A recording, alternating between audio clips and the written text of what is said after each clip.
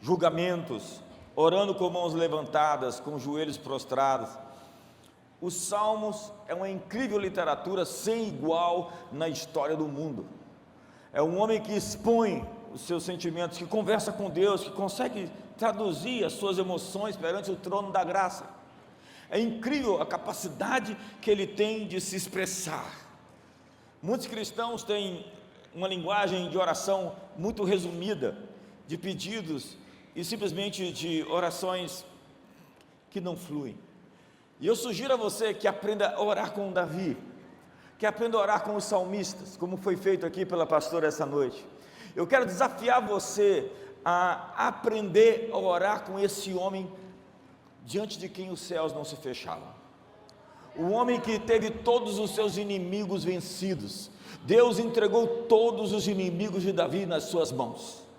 E Deus o abençoou de uma forma que disse que não faltaria a Davi um homem que sucederia ele da sua linhagem no seu trono em Israel.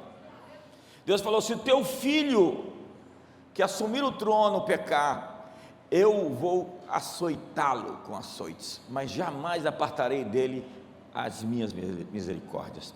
A obediência de um homem trouxe centenas de anos, séculos adiante, uma bênção para as futuras gerações. Você já imaginou que alguém viveu e que por conta da bênção sobre esse homem você está sendo abençoado hoje? Você já imaginou que você seria essa pessoa que foi tão obediente a Deus, que Deus disse: eu vou abençoar seus filhos por sua causa? Quantos amam seus filhos aqui? Então, pais, antes de pecar, de fazer qualquer coisa errada, pense muito bem no legado e na herança que você vai deixar para o futuro. Alô, alguém comigo? Aquele tempo ali está certo? Eu sou obediente. E eu quero ser objetivo, então, bem rápido com você. Esse salmo se divide em 3 partes. E a primeira parte, do verso 1 ao 4, traz uma máxima: bom é render graças ao Senhor e cantar louvores ao teu nome, ó Altíssimo. Entenda que Deus tem um nome só, é o Tetragrammaton, o YHWH, que é traduzido por Adonai, e as pessoas, os judeus, eu estava vindo no avião, não sei o que está acontecendo aqui na cidade, que tinha muitos judeus, e eles chamam Deus de Hashem, o nome, porque eles não querem pronunciar o nome de Deus, e é até difícil demais pronunciar 4 consoantes, e eles não levavam esse nome de Deus de uma maneira não séria, eles tinham realmente esse cuidado com o nome de Deus. Então Deus tem sobrenomes: Yahvé Nissi, Yahvé Raá, Yahvé Shammah, Yahvé Tsidekeno, Yahvé Sabaó, o Senhor dos Exércitos. E tem El Elyon, El Olam, El Shaddai. E quando nós vemos aqui a expressão bom é cantar louvores ao teu nome, ó Altíssimo, nós estamos falando de El Elyon, o Senhor dos céus e da terra. Essa é a expressão de uma natureza, de uma expressão, de um caráter, de uma atribuição que Deus tem. Cada nome de Deus revela a natureza de quem Deus é. Ele é o Senhor quem nos sara, Yahvé Rafá. Quantos conhecem o Senhor que te sara? Eu conheço o Senhor que te sara. Quantos conhecem o Senhor dos exércitos que luta as batalhas por você? Yahvé Nissi, o Senhor é a sua bandeira, o Senhor é a sua vitória. El Shaddai aparece para Abraão: eu vou te multiplicar muitíssimo. El Shaddai é o mais que o bastante, é o mais que o suficiente. É o Deus que transborda o nosso cálice, que não simplesmente enche, mas que abençoa de um jeito que o que Ele põe no meu cálice não cabe, simplesmente vai sobrar para que outros sejam beneficiados com a bênção que Ele me dá. Essa é a natureza de um Deus abundante que criou esse universo vastíssimo. Veja o tanto de cores, de tons, de sobretons, veja as galáxias, veja os quasares, veja o macrocosmos, veja o microcosmos. Deus é extremamente abundante. Isso revela a natureza de um Deus que não quer simplesmente te abençoar com quanto você precisa. Ele sempre nos dá mais do que nós precisamos. Quando nós encontramos Deus e cremos nele assim, é assim que Ele vai ser. Eu traduzi a versão Passion, que é a versão dos Salmos, numa outra linguagem, que diz o texto assim: É tão agradável estar diante de você com louvores incontáveis jorrando de nossos corações. Como amamos cantar nossos louvores a você repetidamente, ao Deus incomparável, alto e exaltado acima de tudo. A diferença entre um homem bom e um homem mau, dentre outras coisas, está simplesmente na gratidão ou na ingratidão. A gratidão define o caráter de uma pessoa. Há pessoas que você faz algo por elas, elas dizem, estava demorando, até que enfim, elas acham que é uma obrigação. As vítimas ou os vitimistas hoje, eles acham que você deve alguma coisa para ela. Os vencedores devem alguma coisa para essa geração. Os vencedores sabem que tem que fazer algo além das expectativas, além do que lhes foi pedido. Nós temos um quadro acerca das virtudes que precisam ser rememoradas: sabedoria, ousadia, honestidade, beleza. Mas o que a Bíblia nos ensina é que a gratidão é indispensável. Conheça o caráter de alguém, se ele é grato ou não. Observe, eu formo líderes, eu trabalho com líderes há quase 4 décadas, e uma das grandes manifestações de virtude na vida de alguém é a gratidão, que anda em parceria com a humildade. Você não pode ser grato se você não é humilde, você não pode ser humilde se você não for grato. E o maior manto, a maior capa, a maior autoridade de alguém está na humildade. Jesus disse: vinde a mim, todos vós que estáis cansados e sobrecarregados, porque eu vou vos aliviar. Tomai sobre vós o meu fardo, que é leve, o meu jugo, que é suave. Aprendei de mim, que sou manso e humilde de coração. Veja que o Cordeiro de Deus vem ao mundo e ele não é um pavão. Veja que Deus vem ao mundo e ele não vem em cima de uma nuvem com um raio na mão, dizendo: eu vou lhe contar o futuro. Sabe aquelas planetas ali, foi eu quem fez. Aquelas estrelas, fui eu quem fiz. Se você quer saber como é que vai ser o século 21, eu vou contar para você. Não, Deus veio ao mundo e ele era uma ovelha. Nessa sociedade onde todo mundo quer mostrar a sua força, seus bíceps, sua sabedoria, sua inteligência, sua beleza, Deus veio ao mundo e escondeu a sua força. E Paulo disse que a loucura de Deus é mais sábia do que os homens, e a fraqueza de Deus é mais forte do que todos nós. E seja Deus verdadeiro e todo homem mentiroso. Algumas considerações sobre a gratidão: é uma prática de homens espirituais, reconhece a bondade de Deus, base de todos os nossos benefícios, é reflexo de um caráter não endurecido, mas sensível às realidades divinas. Um coração grato é otimista, porque conta com um favor divino interventor na história. Um coração grato está esperando que Deus faça antes que Deus faça. Ele está, na verdade, comemorando o que Deus já fez. Ele está fazendo um culto de ação de graça. Ele está celebrando os feitos de Deus antes que Deus tenha de fato feito. Porque a gratidão mostra um homem otimista que acredita em um Deus bom e soberano. Corações gratos são otimistas, porque eles conseguem ver nas coisas ruins da vida uma solução. Eles fazem a conta, eles têm a contabilidade certa. A Bíblia diz que todas as coisas vão cooperar para o bem daqueles que amam a Deus. E todas as coisas são todas as coisas. Todas as coisas é inclusive aquela coisa horrível que aconteceu na sua vida. Todas as coisas é inclusive aquele abuso que você sofreu. Todas as coisas, e significa ainda aquela traição que você sofreu. Todas as coisas é aquela perda que você teve. Deus vai pegar todas as coisas, vai juntar tudo e vai fazer um tapete que vai virar um pavimento, vai virar um asfalto, vai virar um caminho para você chegar aonde você precisa ir. Me ajuda aí, faz alguma coisa, se manifesta, dá um brado de vitória, sobe em cima da cadeira, pode subir em cima da cadeira aqui. Eu estou começando.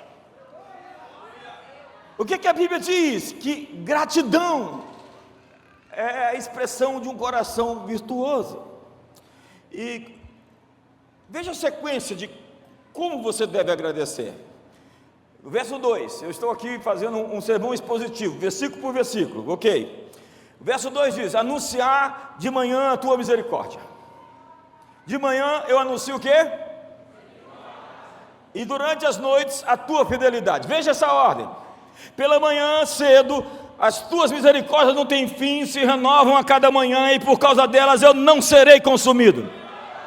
Obrigado, porque os homens não vão me consumir, os demônios não vão me consumir, as doenças não vão me consumir, a opressão não vão me consumir, porque as tuas misericórdias se renovam a cada manhã. O sol nasceu as misericórdias de Deus, cada manhã, de cada dia, de cada ano, todos os seus dias, a misericórdia de Deus vai aparecer na sua vida.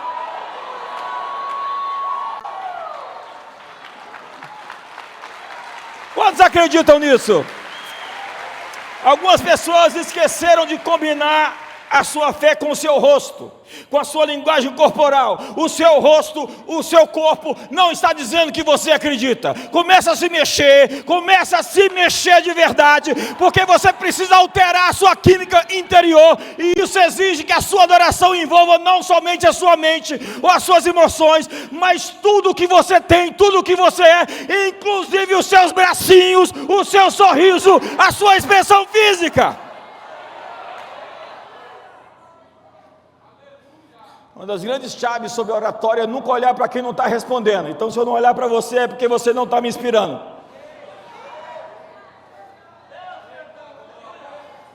Ele diz: ama a Deus de todo o seu coração, de toda a tua alma, de todo o seu entendimento, com todas as suas forças. É por isso que você vai ficar solteiro, rapaz, desse jeito. Você chega para você: quer namorar comigo? E ainda vai namorar com a moça, vai, chama ela para almoçar e divide a conta. Eu espero que você fique solteiro o resto da sua vida, nunca mais se case. Você quer namorar comigo?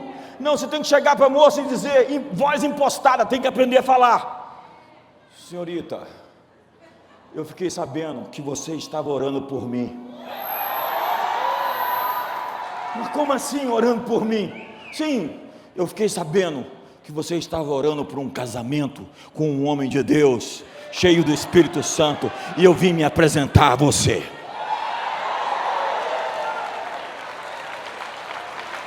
Está melhorando, sua expressão está melhorando.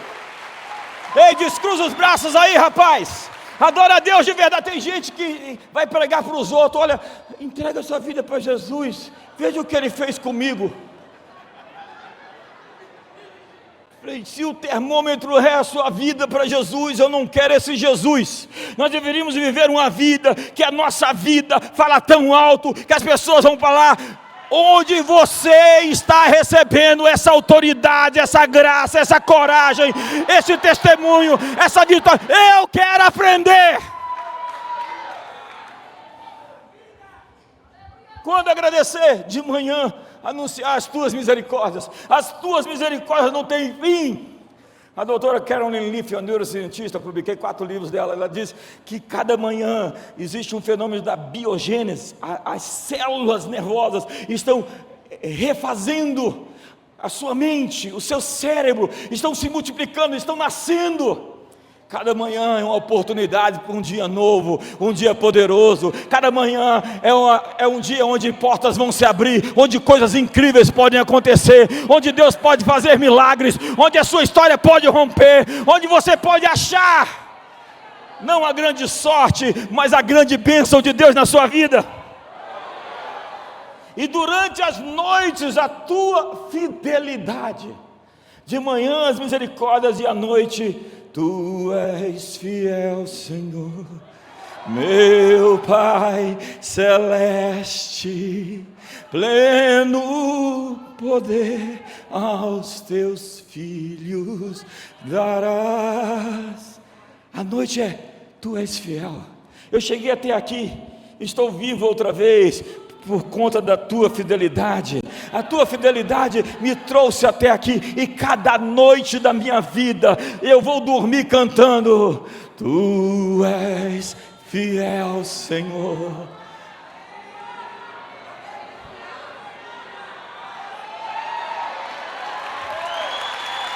A versão da Passion diz: a cada nascer do sol nós estaremos agradecendo a você pela sua gentileza e pelo seu amor. À medida que o sol se põe durante toda a noite, continuaremos proclamando: você é tão fiel.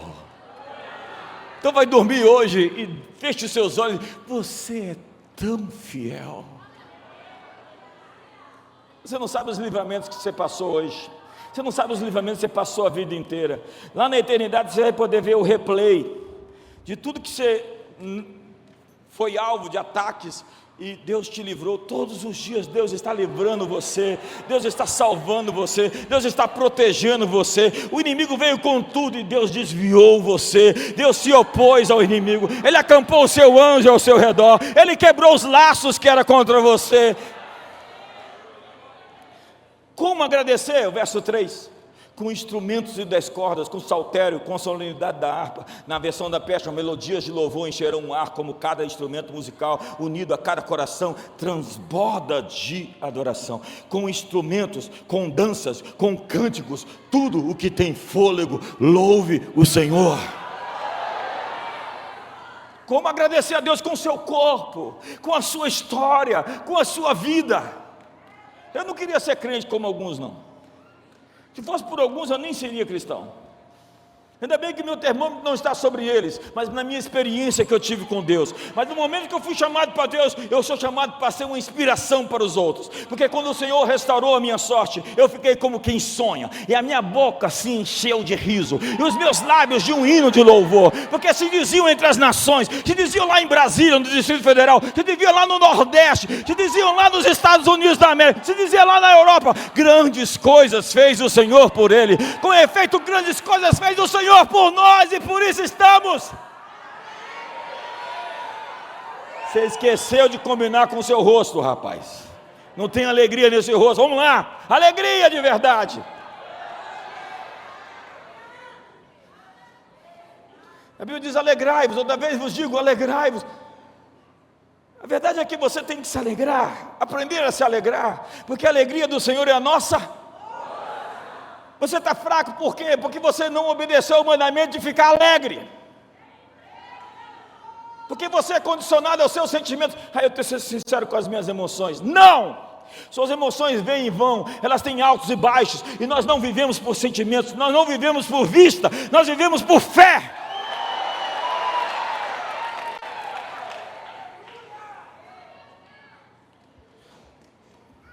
Pois me alegraste, Senhor, com os teus feitos, exultarei nas obras das tuas mãos. No original a palavra feitos está no segundo lá. Pois me alegraste, Senhor, com o teu feito. Davi se reportava a Deus por algo específico que ele tinha feito por ele. O que você pode agradecer a Deus hoje? Por algo que ele fez? Há tantas coisas para agradecer. O salmista diz: o que darei ao Senhor em troca de todos os seus benefícios para comigo? Tomarei o cálice da salvação, subirei o monte. Ele está dizendo: eu estou procurando motivos para agradecer. Entenda-se uma coisa: quando você procura problemas, você vai encontrá-los. Quando você quer achar algo errado, você sempre vai encontrar.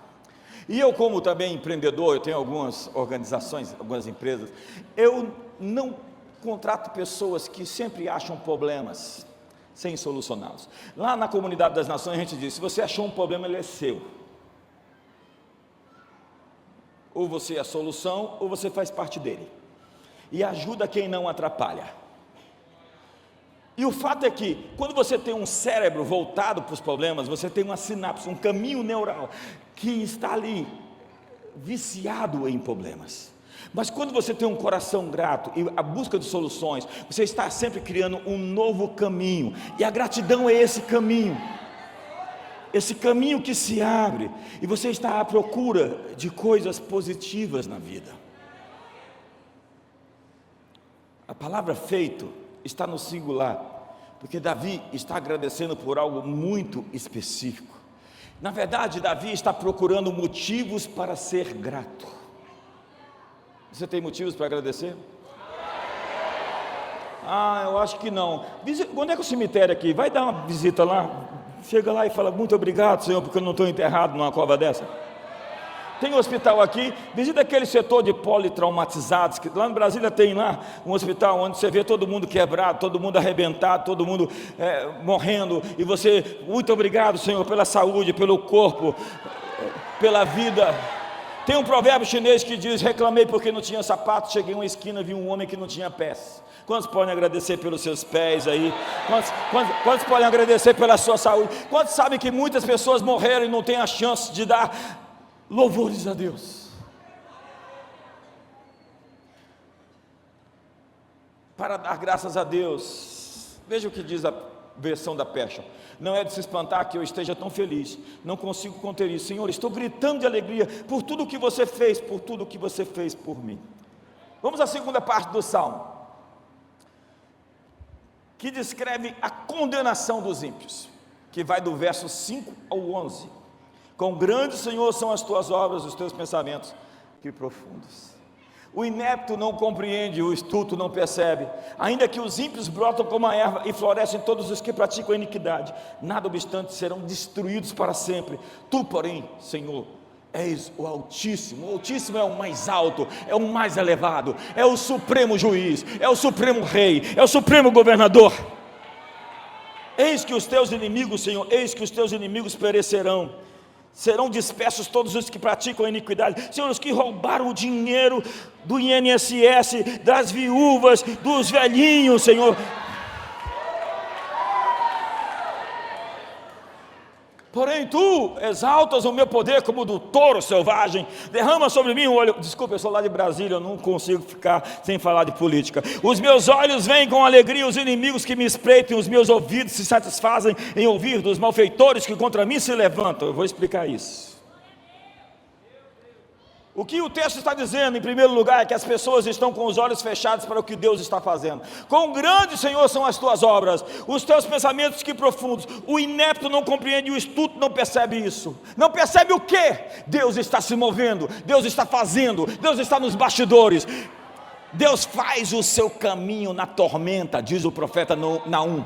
Naum 1:3, Deus faz o seu caminho na tempestade. Está todo mundo tremendo, está tudo balançando. Deus está fazendo um caminho. Você não sabe, mas Deus está fazendo. Agora, se você é ficcionado em nova ordem mundial, em anticristos, em bestas, em falsos profetas, em 666, talvez você seja o 333, um meio besta.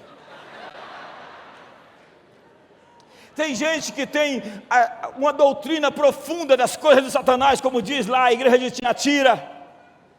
Não, a minha comunhão é com o Pai, com o Filho e com o Espírito Santo. A Bíblia diz: dispõe-te e resplandece, porque vem a tua luz, e a glória do Senhor está nascendo sobre ti. As trevas cobrem a terra, mas sobre ti está nascendo resplandecente a glória do Senhor.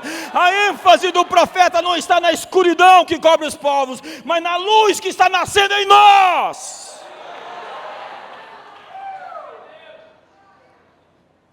Tem muita gente com ênfase em Satanás, com ênfase em demônio, com ênfase nas trevas, com ênfase na escuridão, com ênfase na agenda do anticristo, na agenda de Satanás.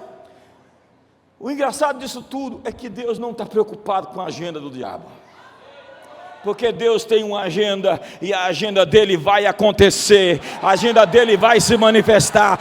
Você faz parte da agenda de Deus nesse mundo. Olha para o seu irmão e diga: eu espero. Alguns não estão assim do nosso lado, não. Segundo, os ímpios podem florescer por um tempo, mas eles caminham para a destruição. Sabe, isso é uma doutrina bíblica.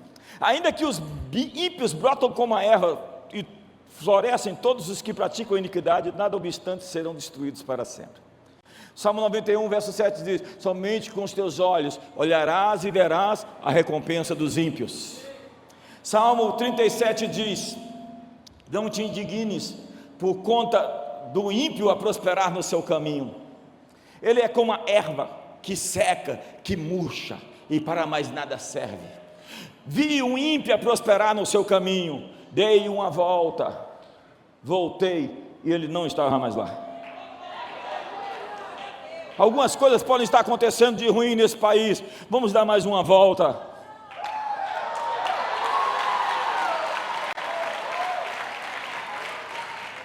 Dê uma volta. Salmo 73 diz: os meus pés quase resvalaram, porque eu olhei para a prosperidade do ímpio.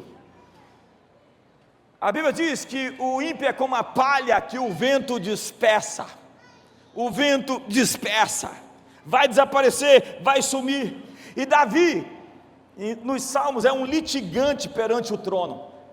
Diz a Bíblia que o jornaleiro é aquele que trabalhava por um dia de salário, jornaleiro. Quando ele não recebia o salário, Deus fala que se ele clamar a mim, eu vou ouvi-lo. Deus diz, se ele clamar a mim, eu vou atendê-lo. O fato é que nós cristãos temos uma autoridade que nós não sabemos. E o que a Bíblia diz é que os ímpios desaparecem como uma nuvem de fumaça, são cortados como a erva, murcham a sua flor da erva e desaparecem. Como a erva floresce, logo é arrancada, assim o ímpio os seus caminhos. Falsete afirmou, quando os ímpios são elevados, é que eles estão às vésperas da destruição.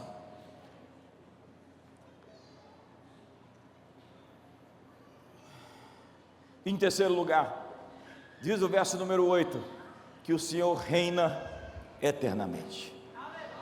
Tu, Senhor, és o Altíssimo eternamente. Eis que os teus inimigos, Senhor, eis que os teus inimigos perecerão. Serão dispersos todos os que praticam a iniquidade.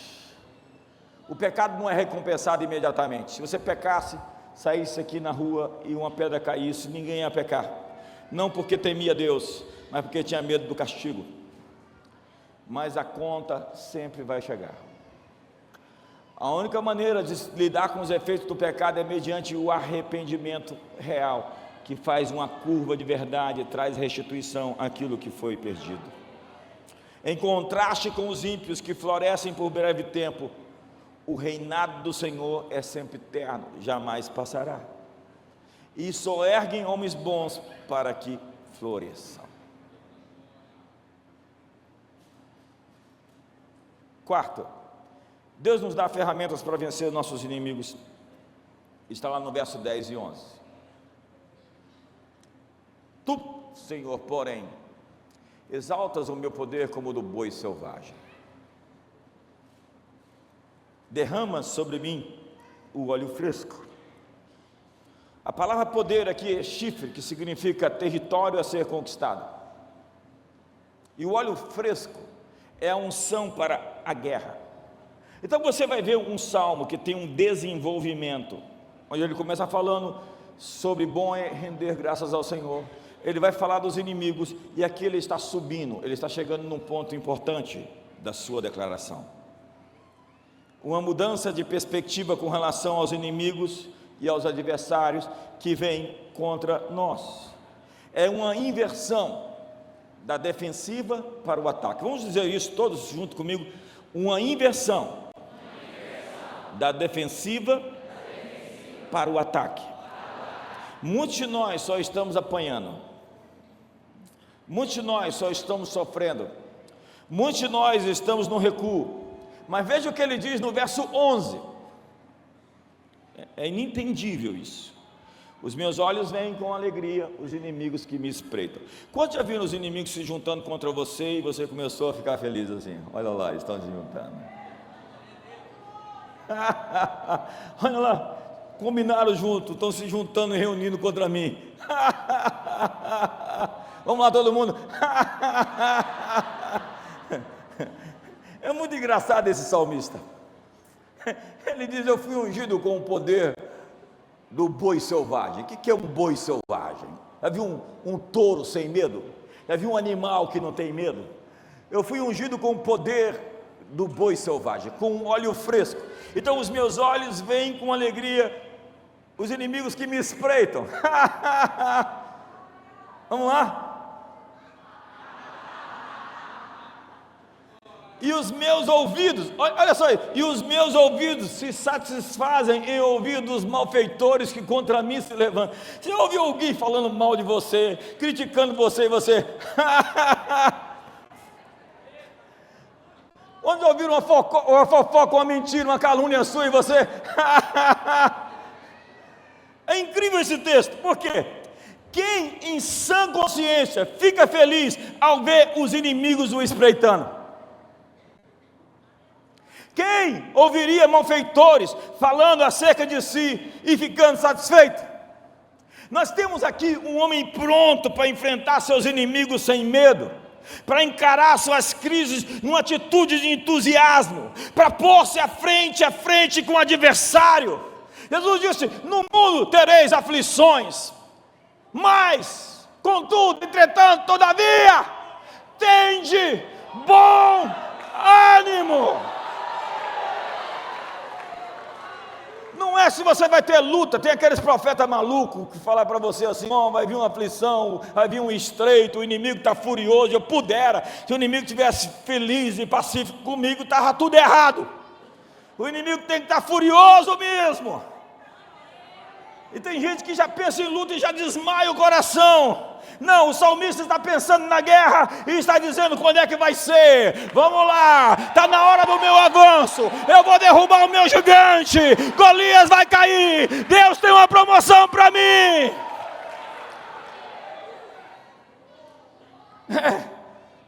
No mundo tereis aflições, mas a questão não é a aflição, é o meu estado de ânimo.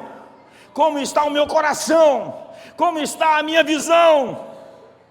A questão não é o que acontece no nosso exterior, é o que acontece dentro de nós. E a atitude sempre foi mais importante do que as circunstâncias. O salmista é alguém pronto para o confronto. Vamos lá, pronto para o confronto. Diga, pronto para o confronto. Vamos lá, pronto para o confronto.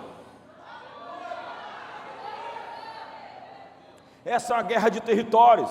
Eu estou lá em Brasília. É incrível porque tudo é muito territorial. Não existe lugar neutro sem encontro, sem confronto, sem colisão. O povo foi chamado para possuir uma terra cheia de inimigos, 7 nações mais poderosas. É como se Deus disse: eu te dei essa terra, está cheia de inimigos, vai lá e tiras ele, se você tem a escritura, mas você vai ter que arrancar eles de lá. E a propósito, eles são mais fortes do que você. A propósito, eles são mais numerosos que você. Mas a propósito, eu vou contigo. Os inimigos são sempre maiores, os desafios são sempre maiores. Nosso sonho nunca coube no nosso orçamento. Nós estamos agora com um desafio lá em Brasília de alguns milhões. E sempre foi assim. A gente quer abrir agora dezenas de escolas no próximo ano. Nós estamos agora com a faculdade com 11 cursos superiores. Nós entendemos que se a gente quiser discipular uma nação, discipular uma cidade, mudar a nossa geração, a gente tem que ir para a sala de aula e tirar o marxismo cultural de lá, colocar professores cheios do Espírito Santo, ensinar os nossos filhos a verdade sobre Deus e sobre a ciência e não as mentiras desse progressismo político.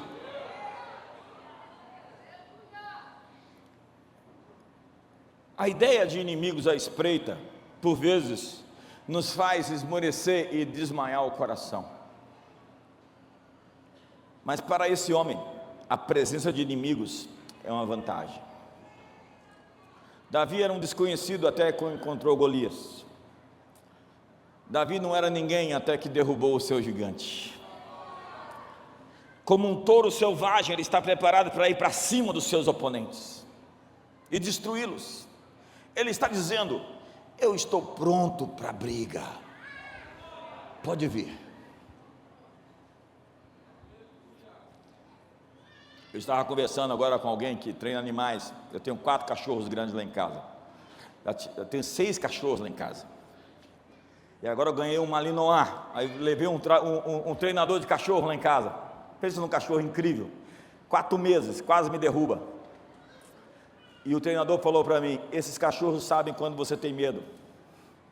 Por isso você não pode ter medo, porque eles sabem quando o medo aparece dentro de você. Você acha que Satanás não sabe quando você está com medo? Você não sabe que ele está se aproveitando de você através do medo?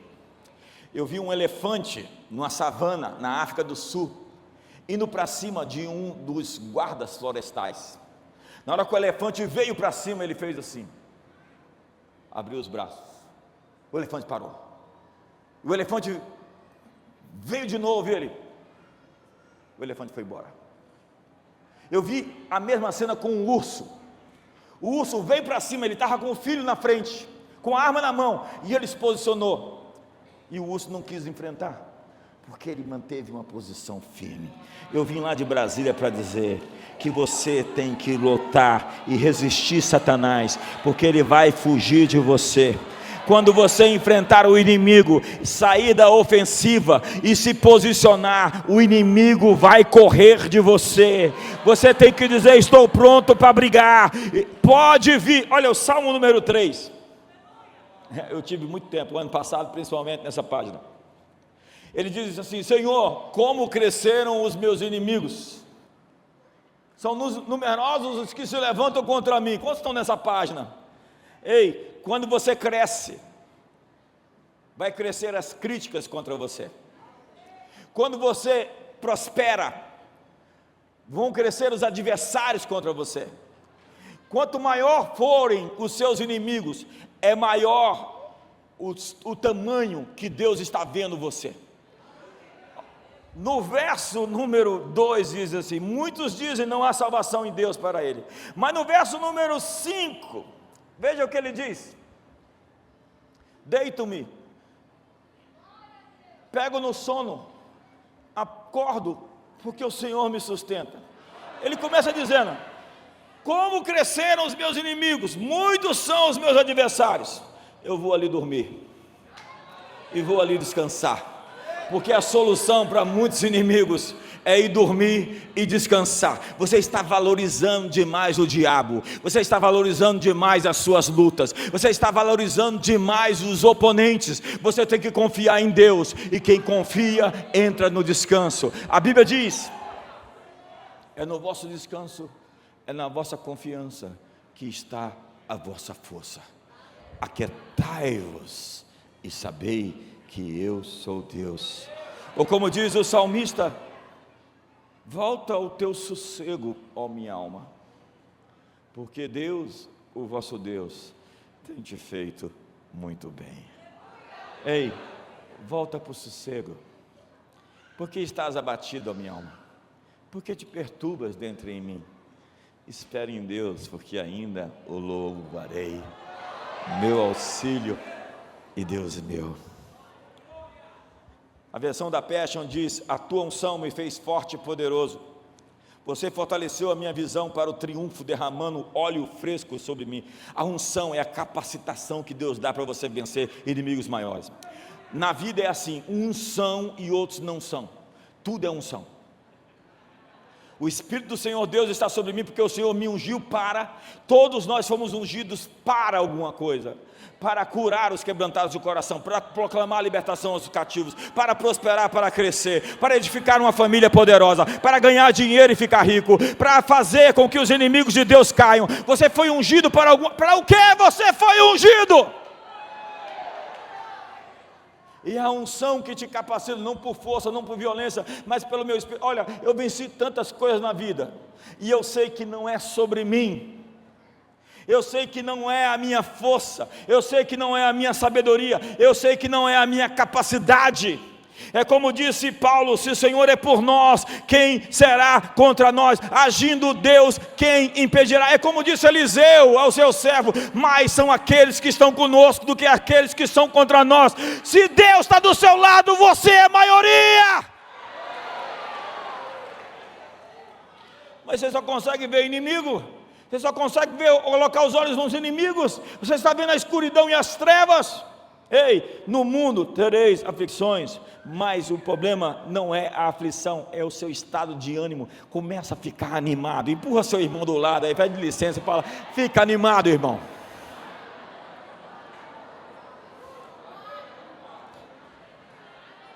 Eu vou terminar. Vocês estão querendo que eu termine, né? Eu vou terminar. É a terceira parte do Salmo. Vê que é uma progressão, está crescendo, que fala sobre a prosperidade dos justos. Verso 12: o justo florescerá como a palmeira. Você já viu uma palmeira lá em Israel? Crescerá como o cedro do Líbano. Você já viu essa árvore? Plantados aonde? Na casa do Senhor florescerão nos astros do nosso Deus. Na sua velhice darão muitos frutos, serão cheios de seiva, de verdor, para anunciar que o Senhor é reto, Ele é a minha rocha e nele não há injustiça. Vamos lá. Primeiro, os justos são comparados às árvores belas e vigorosas. A lógica é: Os justos são como uma palmeira, saudável, que resiste a todas as enfermidades, elementos da natureza, e florescem. Ou ainda como o poderoso cedro do Líbano, a árvore perene, uma árvore que se notabiliza por sua beleza e vigor. O cedro era o emblema do poder real e um tipo de grandeza imperial. Os ímpios, porém, são comparados à palha. Como diz o Salmo número 1, bem-aventurado é o homem que não anda no conselho dos ímpios, não se detém no caminho dos pecadores, não se assenta na roda dos escarnecedores. Antes, o seu prazer está na lei do Senhor, e nela medita dia e noite. E será como árvore plantada junto a ribeiros de água, que no devido tempo dá o seu fruto, cuja folha não seca nem murcha. E tudo quanto ele faz será bem sucedido. Os ímpios não são assim. São, porém, como a palha que o vento dispersa. Tem gente que está na alta, mas é um cometa, ele está no auge, mas vai passar rapidinho, espera um pouquinho. Por isso os perversos não prevalecerão no juízo, nem os pecadores na congregação dos justos. É verdade, algumas pessoas vão sair da igreja, porque se a gente é congregação de justos, tem gente que vive no pecado, que não vai continuar ficando no nosso meio. Alô? Pois o Senhor conhece o caminho dos justos, mas o caminho dos ímpios perecerá. Tem que correr. Segundo, o crescimento dos justos se dá na casa do Senhor. Você sabe onde é que você cresce? Nessa atmosfera. É aqui que você é alimentado. Se você ficar ligado na televisão, assistindo seriado, lá na Netflix, você não vai crescer, a não ser que você arrume alguma coisa realmente edificante, educativa.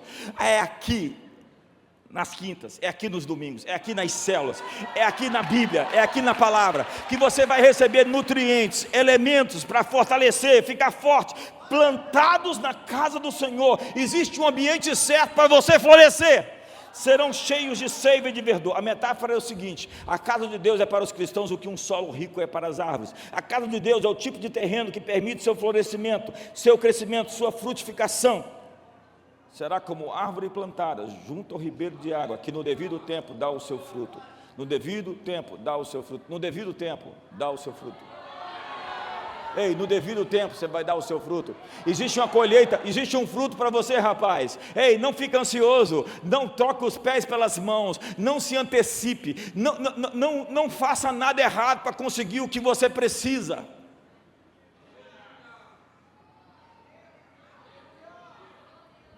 Três, o melhor fruto vem com a idade. O melhor do casamento vem depois. Deixaste o melhor vinho para agora. Deixaste o melhor vinho para agora. O melhor do casamento vem depois, quando você passa e atravessa pelos vales, quando vocês comem um bocado de sal juntos. Vocês vão chegar na velhice e vocês vão olhar para trás e vocês vão ver como vocês conquistaram, como vocês venceram, como vocês chegaram em resultados incríveis. O melhor vinho é o vinho mais velho, e apesar de velhos, os justos serão frutíferos. Eu não pareço, mas eu vou fazer 57 anos no mês que vem. Eu sei. Esses dias eu viajei em 2023, eu fiz 110 viagens, e eu estava muito cansado, porque eu estava pegando voos muito cedo.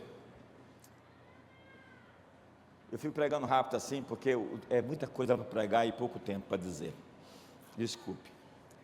Eu tinha que falar umas 4 horas aqui, mas vocês têm o que fazer, então não vai dar para terminar assim tão rápido. E eu estava viajando e pegando aqueles voos quebrados de madrugada, aquelas conexões sem fim, e muito cansado, muito exausto. Então eu cheguei lá em Foz do Iguaçu um dia, e o voo era 10 da manhã, 11 da manhã. Eu falei, hoje eu vou dormir, graças a Deus eu vou ter um dia de sono. Então eu fiquei ali, deu 7 horas da manhã, a campainha toca. Eu pensei que ia acordar umas 9, 7 da manhã a campainha do hotel toca. Eu falei, não é possível. Eu queria dormir. O que está acontecendo? Quando eu abro a porta, tem um rapaz adolescente. O senhor pediu um pente?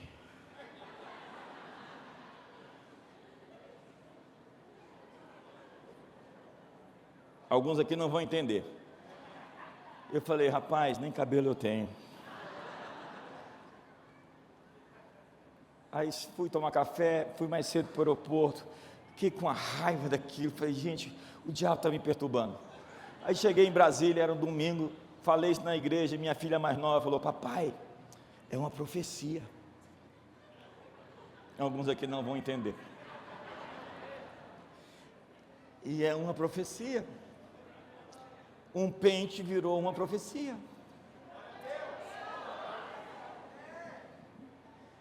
Essa aí não tem delay. Delay é quando você não entende e vai entender depois. Essa é porque você não sabe de todas as informações.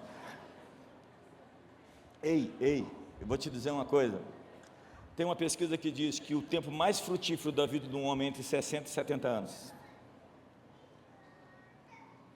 O tempo de maiores resultados, de maior maturidade. Eu sou contra esse negócio do sujeito aposentar com 50 e poucos anos. Ele está no auge da sua vida. A gente tem que arrumar uma lei aqui, os políticos me ajudem, para a gente acabar inclusive com aquela fila lá de prioridade de 60 anos. Eu estou chegando lá e eu não quero chegar em 60 anos e ter prioridade, porque 60 anos eu vou estar assim, olha.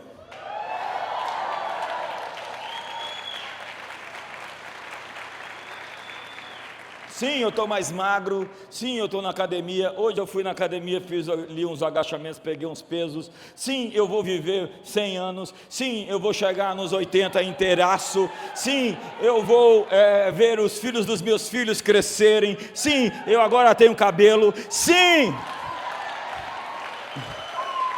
na sua velhice darão ainda frutos. Eu não sei quantos anos você tem, eu quero dizer que Caleb tinha 85 anos e disse: dá-me a minha montanha, eu quero ocupar o que é meu. Eu não sei quanto tempo você acha que tem para viver, mas Deus tem muitos frutos para você, serão cheios de seiva e de verdor. Os melhores tempos da sua vida estão adiante de você. Me ajuda aí.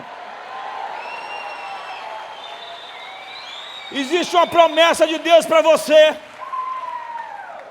E o cedro retrata vitalidade, resistência, vida longa, frutificação. Ele atinge uma idade muito elevada, era intenso, volumoso, plantado no ambiente certo. E eu digo plantado no ambiente certo é que você precisa das amizades certas, das parcerias certas. A maior decisão que você toma na sua vida é entregar sua vida para Jesus. E a segunda é com quem você vai casar, por isso não se apresse. Porque tem gente que se apressa, casa com o primeiro brucutu que aparece. Em vez de esperar o príncipe, o cavalo do príncipe chegou primeiro, vai ele mesmo.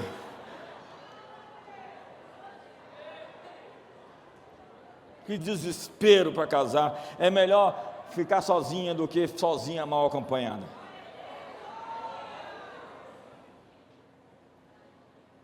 Então começa a se cuidar agora. Você vai ficar velho e vai ficar melhor. Você não será um velho rabugento, reclamão, birrento e cheio de dores, de males, de traumas.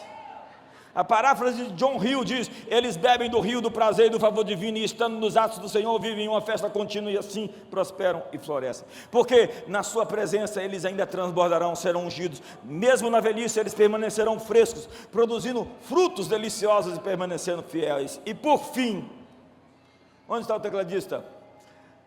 Tudo isso é para servir ao propósito de sua vida ser um testemunho. Você sabe qual a melhor propaganda de uma igreja? São os seus membros.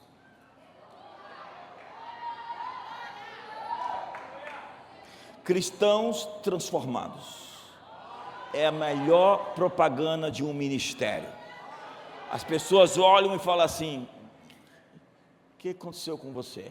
Eu conheci você, lembro de você, você era ruim pra caramba, você era um cara intratável, você era deselegante, mal educado, você nem tomava banho.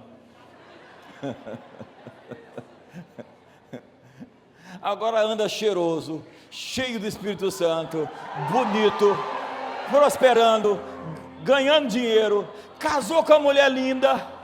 O que você fez? Você fez feitiçaria para casar com essa mulher? Não é possível. Não, irmão, é quando o Senhor restaurou a minha sorte. A melhor propaganda de um ministério são cristãos transformados. Eu não sei como você é, mas dependendo de quanto tempo as pessoas não te veem, elas vão tomar um susto quando te ver. Eu vou ficar assim: será que é ele mesmo? Será que é ele? Será que é ela mesmo? A depressão foi embora.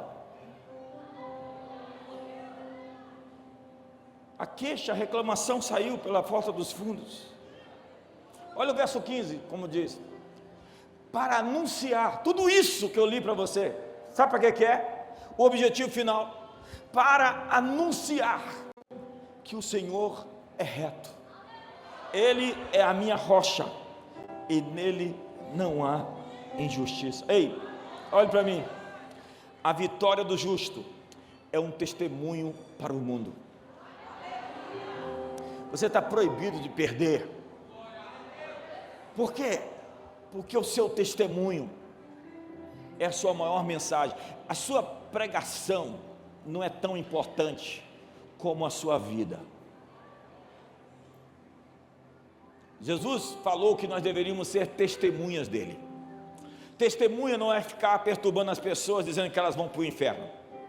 Você está fazendo um desserviço ao Evangelho. Testemunha não é ficar enchendo a paciência das pessoas, chamando elas de ímpio e de pecador. Não chame ninguém de ímpio, chame de pré-crente. Eu tenho um marido lá em casa pré-crente. Eu tenho um vizinho lá pré-crente. Não, ser uma testemunha é dizer o que Deus fez na minha vida. Ser uma testemunha é dizer o que eu vi, o que eu ouvi. Ser uma testemunha é ter histórias de Deus para contar. E acredite, eu tenho muitas. E acredite, quanto mais o inimigo me tenta e luta contra mim, melhor é a história. Olha, a história é sempre bonita depois de contada, mas até o momento do testemunho, a história é bem embaraçosa. Você tem histórias tristes? Eu também. Entra na fila. Mas a diferença entre um vencedor e uma vítima é que as histórias tristes vão dar um giro e vão virar uma história de superação, uma história de vitória, uma história de testemunho. Eu quero contar para você, terminar dizendo: Deus pega todas as coisas, qualquer coisa, e faz cooperar para o bem daqueles que o amam. Fique de pé. Fique de pé.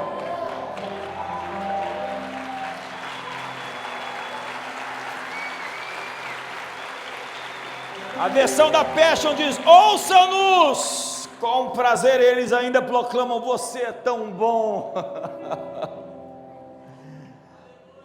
Você é a minha linda força. Você nunca falhou comigo. Nunca. E não vai ser agora. Sabe o que o salmista diz? Eu creio que verei a bondade do Senhor na terra dos viventes. Quem foi que disse? Deus disse para ele? Não, ele está dizendo. É ele quem está dizendo. Ele está dizendo: eu creio que vou ver a bondade de Deus. É isso que eu vou ver.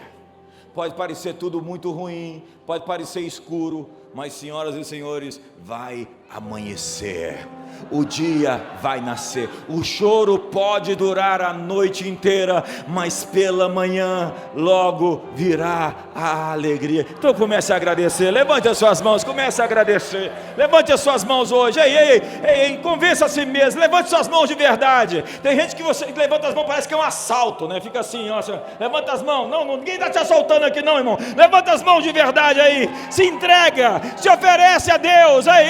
Faz uma expressão de louvor com o seu corpo, convence a si mesmo para depois convencer os outros. Você é uma testemunha de Jesus, e como uma testemunha de Jesus você vai vingar, você vai florescer, você vai prosperar. Seus inimigos vão cair, os que vierem por um caminho vão fugir por 7 caminhos, os que se levantam contra você vão cair diante de você. Toda arma forjada contra você não vai prosperar. Toda língua que ousa em juízo contra você, você vai condená-la. 1000 cairão ao teu lado, 10.000 à sua direita, mas você não será atingido. Nenhum mal te sucederá. Praga alguma chegará à sua tenda. Eles podem conspirar contra ti, mas isso não virá de mim. Quem conspira contra ti cairá diante de ti. Pai, nós adoramos a Ti hoje. E os nossos olhos estão alegres porque os inimigos se ajuntam. E os nossos ouvidos estão satisfeitos de ouvir falar dos malfeitores que contra nós se levantam. Nós fomos ungidos com o poder do boi selvagem. Nós fomos ungidos com um óleo fresco. E estamos prontos para marchar nos altos da terra. Estamos prontos para vencer as batalhas. Estamos prontos para lutar. Nós temos a força do Senhor em nós. Nós temos o poder do Senhor sobre nós. E nós queremos declarar sobre cada pessoa que veio aqui essa noite com essas mãos levantadas, que eles recebam o cetro de Sião. Como diz o Salmo 110, o Senhor enviou o seu cetro de Sião, dizendo: governa no meio dos teus inimigos. Eu quero declarar aqui as falências financeiras falidas. Eu quero declarar que a dívida está quebrada. Eu quero declarar que a doença foi vencida. Eu quero declarar que a falta, a escassez está sendo visitada por uma visão de abundância, de sobejamento, de prosperidade e de crescimento. Eu quero quebrar o poder da tristeza crônica, da depressão. Eu quero quebrar o poder da derrota, da desesperança. Eu quero quebrar o poder da mentira que você acreditou. Eu quero liberar uma palavra: Deus vai mostrar a sua bondade. Provai e vede que o Senhor é bom. Levante as suas mãos e diga comigo: eu creio que verei a bondade do Senhor na terra dos viventes. Outra vez: eu creio que verei a bondade do Senhor na terra dos viventes. Mais uma vez: eu creio que verei a bondade do Senhor na terra dos viventes. E enche o seu peito e dê o maior grito que você puder dar essa noite.